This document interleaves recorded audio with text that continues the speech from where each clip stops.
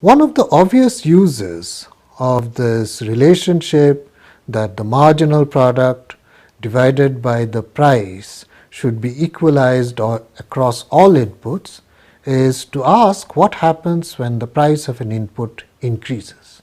Obviously, for the particular input in question, if the price of the input increases, then the ratio of marginal product divided by the price will decrease because the price is increased. So now, how will you go back to equilibrium? Well, one way out is to obviously use less of the input whose price has gone up. If you use less, then the marginal product will increase. So then the marginal product by the price ratio will again go up, as it should. Also, if you use less of this particular input, you will probably substitute it by using more of some other input.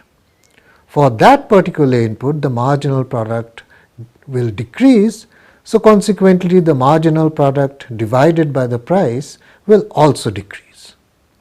So that is the way you will go back to the equilibrium such that the marginal product by price across all inputs would be equalized.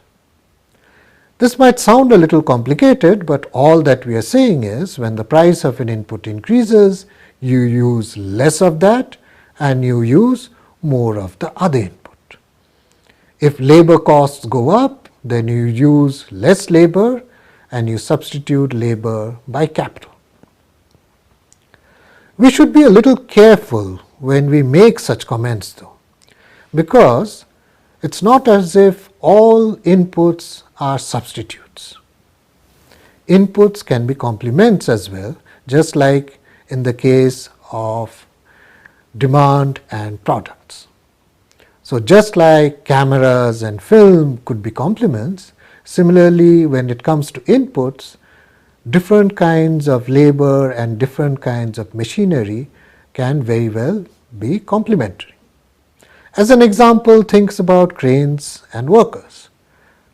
Now, typically what happens is if you are operating cranes to lift very heavy pieces of machinery or material, then you need a worker, an operator to operate the crane.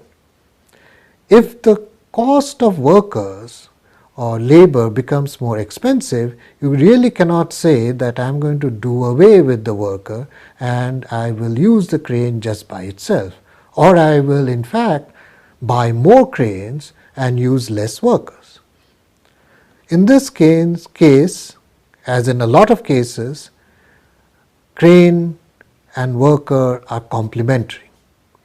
So consequently, this idea that when the price of an input increases, you obviously substitute away to use something else, well, that has its limitations.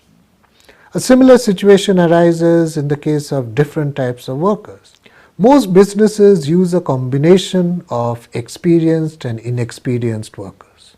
Typically, people further up the hierarchy are more experienced and they typically handle a group of workers below them who are relatively less experienced. So again, if the price or the cost of inexperienced workers go up, you cannot simply say I am just going to substitute inexperienced workers with more experienced workers and the other way around.